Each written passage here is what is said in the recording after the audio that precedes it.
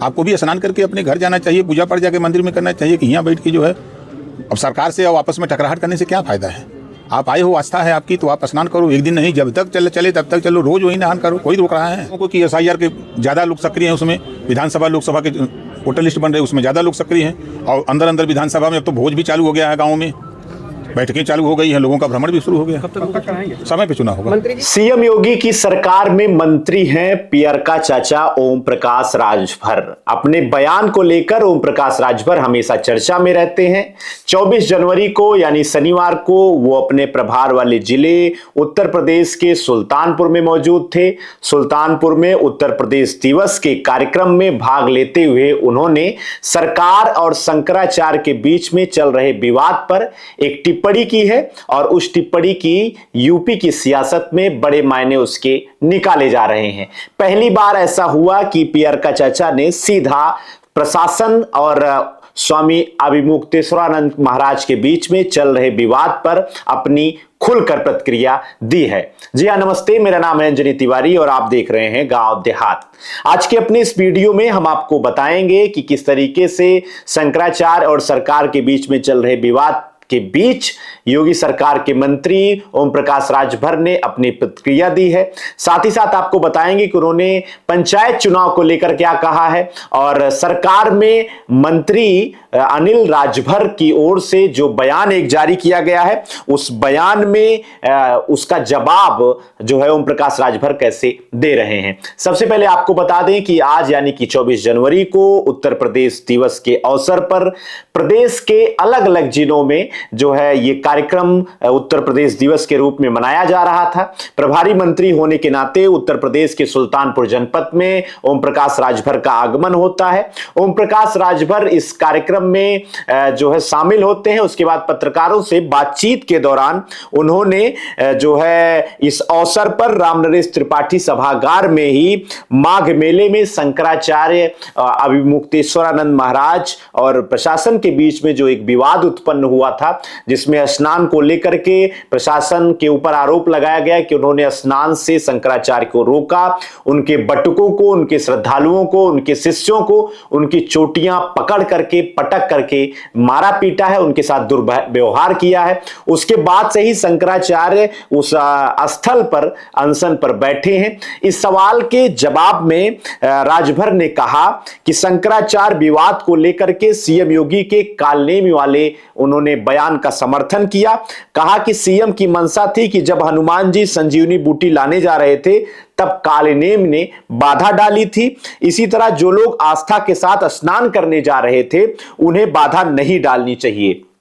शंकराचार्य को स्नान करके घर जाना चाहिए, मंदिर में पूजा पाठ करना चाहिए, ना कि सरकार से या आपस में टकराव करना चाहिए। उन्होंने शंकराचार्य को सख्त हिदायत दी है कि आप स्नान करिए, अपने घर जाइए, मंदिरों में मठों में जाइए, पूजा पाठ करना आप करिए, किसी प्रकार का व्यवधान आप उत्पन्न ना करिए। इसके बाद जब पत्रकारों ने उनसे सवाल पूछा कि पंचायत चुनाव कब होगा, इस पर उन्होंने अपनी प्रतिक्रिया दी है। उन्होंने कहा है कि पंचायत चुनाव अपने तय समय पर ही होंगे। 6 फरवरी तक SIR का काम पूरा किया जाएगा। ये और उसके अलावा मत पत्रों की छपाई हो चुकी है। आपत्तियों का जो निस्तारण है SIR के माध्यम से उसको किया जा रहा है और लगातार काम चल रहा है, काम रुका नहीं है और जो पंचायत का चुनाव होगा अपने तय समय सीमा पर ही जो है आयोजित कराया जाएगा। इसके अलावा योगी सरकार में ही एक मंत्री हैं अनिल राजभर। बिल्कुल ओम प्रकाश राजभर के नाम से उनका नाम बिल्कुल मिलता है, वो भी राजभर है, योगी सरकार में मंत्री हैं। उन्होंने एक बयान दिया। उस बयान में उन्होंने ओम प्रकाश राजभर की पार्टी यानी कि सुबह सपा पार्टी के कार्यकर्ताओं को गुंडा कहा है और उनके इस जो है पागल और गुंडा कहने के बयान पर जब सवाल उनसे पूछा गया पत्रकारों की ओर से तो ओम प्रकाश राजभर ने उस पर चुप्पी साधी और कहा कि ये उनका बिल्कुल निजी बयान है, इस पे उनकी कोई टिप्पणी नहीं है।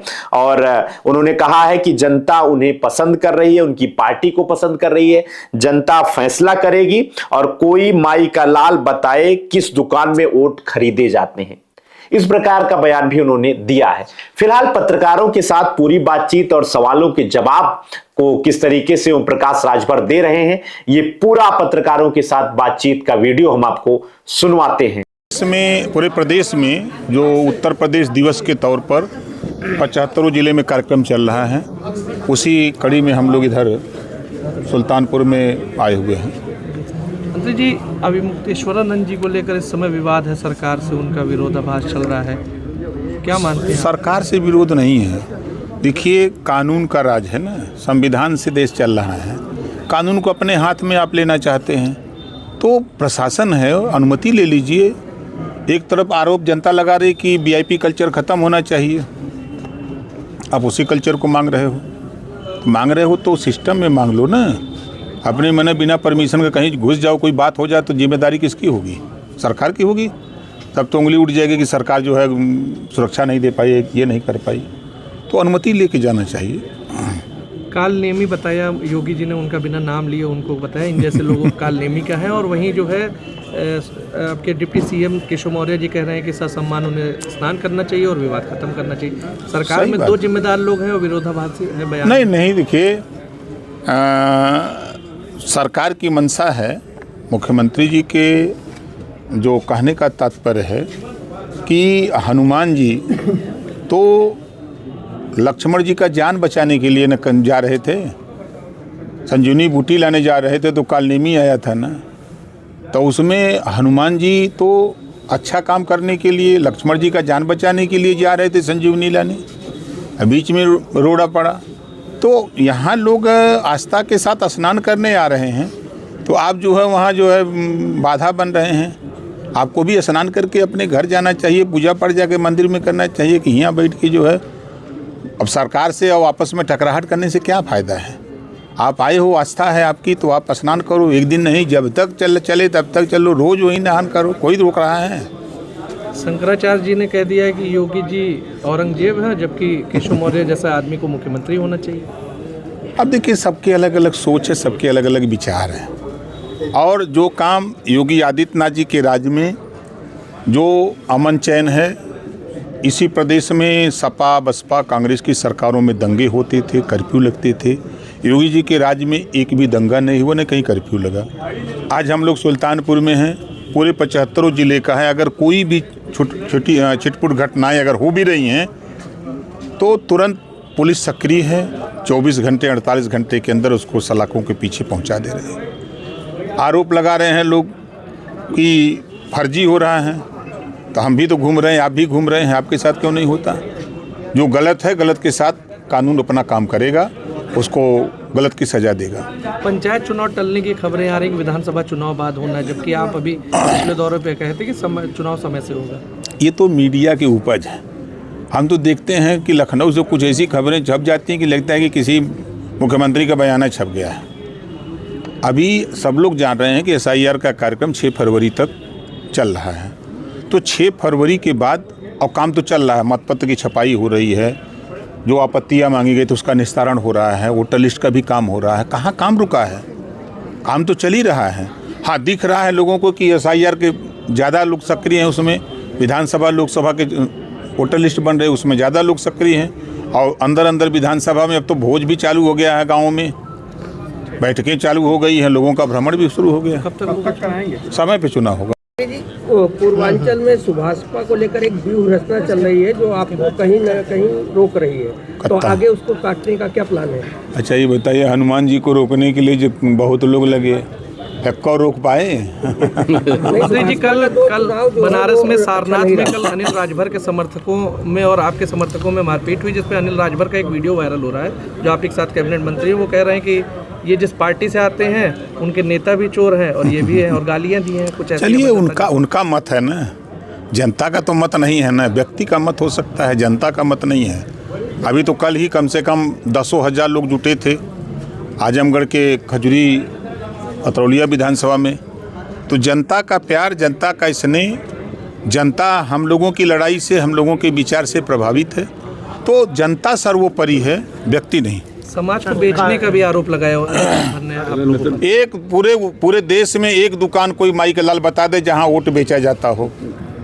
एक दुकान बता दीजिए, हम संभाल लें। उनको कोई मैसेज दे दीजिए। क्या मैसेज दे? तो अभी आपने देखा कि किस तरीके से ओम प्रकाश राजभर ने शंकराचार्य को हिदायत दी है कि आप स्नान करिए, आप जो है अपने घर जाइए, आप अपने मठ और मंदिरों में जाइए, पूजा पाठ करिए। कानून सबके लिए एक है, कोई कानून को जो है अपने हाथ में नहीं ले सकता है। आपको स्नान करना है तो आपको नियमों का पालन करना होगा, पहले से अनुमति लेनी होगी, किसी प्रकार से आपको बाधा मेला क्षेत्र में नहीं जो है डालनी चाहिए। किसी प्रकार की अगर अनहोनी होती है तो उसकी भी जिम्मेदारी, अगर आप इस तरीके से बाधा डालेंगे तो सरकार की नहीं रहेगी, क्योंकि सरकार नहीं चाहती है किसी प्रकार की अव्यवस्था हो। प्रशासन नहीं चाहता है कि किसी प्रकार की अव्यवस्था इस दौरान फैलाई जाए। इसके अलावा ओम प्रकाश राजभर के पहले उत्तर प्रदेश सरकार में डिप्टी सीएम केशव मौर्य ने भी इस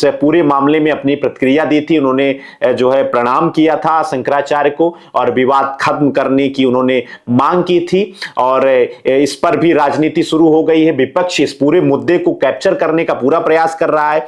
अखिलेश यादव ने उसी वक्त जब वो पूरा विवाद हुआ था 18 जनवरी को जो है स्नान के दौरान, तो उस पूरे मामले में उन्होंने जो है तत्काल शंकराचार्य से फोन पर बात की थी। इस पूरे मामले में आम आदमी पार्टी के नेता राज्यसभा सांसद संजय सिंह ने भी पुरी के शंकराचार्य से जाकर भेंट की, और भेंट करने के बाद उन्होंने इस पर सरकार की ओर से जो रवैया अपनाया जा रहा है इसकी उन्होंने सख्त निंदा भी की है।